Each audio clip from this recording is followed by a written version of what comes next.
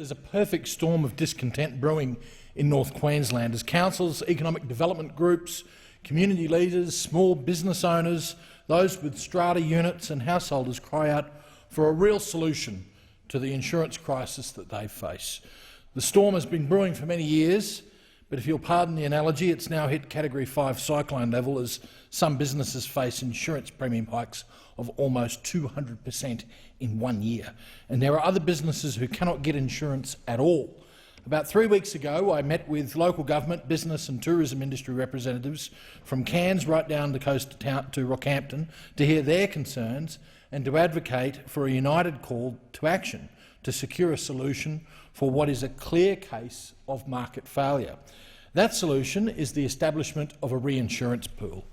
I've highlighted horror insurance examples here before, but here's a few of the latest. A 72-year-old pensioner living in a modest 3-bedroom house in Townsville has just received his insurance renewal and it's jumped by 29%. His yearly premium is now $2,200, an increase of $500 from his last year's premium of $1,700. His house did not flood during the Townsville monsoon event of January 2019, and he has not made a claim in the last 12 months, yet this pensioner is expected to find another $500 a year to continue insuring his house. A Whitsundays couple with a modest 3-bedroom home in Jubilee Pocket have seen their insurance increase by 37% in the past 2 years. They bought their home in 2000 and have never made a claim, not even during Cyclone Debbie, yet they now face a premium of $3,554 a year. The figures get even more frightening when we look at the resorts and the units. A small holiday resort with 28 rooms at a Mackay Beach suburb has seen their premiums jump by 191% in 12 months, from $68,000 last year to $198,000 this year.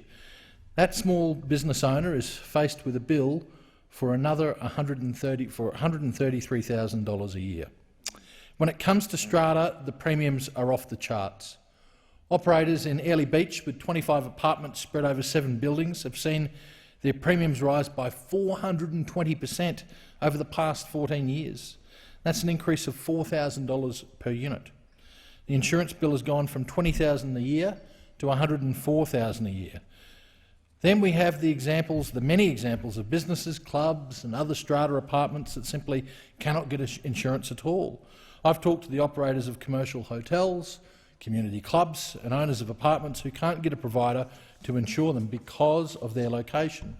It's discrimination by postcode, and this is a real problem for those with a mortgage because it's a requirement of their bank that they have adequate insurance. Body corporates are also facing difficulties because Queensland law requires a body corporate to have adequate insurance to trade. The Queensland government has had to take the step of inserting a clause into legislation so body corporates can apply for an exemption to the law. The Palaszczuk Labor government could also provide some immediate relief by abolishing or reducing stamp duty, and this in fact is one of the top recommendations in the ACCC Northern Australia Insurance Inquiry Report. But as I met with mayors, CEOs and councils, tourism bodies, business development groups throughout the north last month, I found huge support for a federal government-backed reinsurance pool.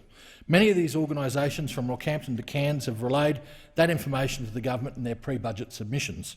The Townsville Chamber of Commerce points out that insurance is an essential service and calls on the government to expand the Australian Reinsurance Pool Corporation remit to include Northern Australia and the natural events of cyclones and floods. Another submission from the Greater Whitsunday Alliance Economic Development Group points out the situation is unsustainable and adds to the cost of living burden of residents in the region, potentially deterring new business and industry investment. I also welcome the Insurance Inquiry Report of December 2020 from the Australian Small Business and Family Enterprise Ombudsman. Ombudsman Kate Carnell rightly states there is market failure that will have extreme consequences for the Australian economy if left unaddressed. Her report recommends the expansion of the Australian Reinsurance Pool Corporation to provide reinsurance for all natural disasters for commercial property insurance.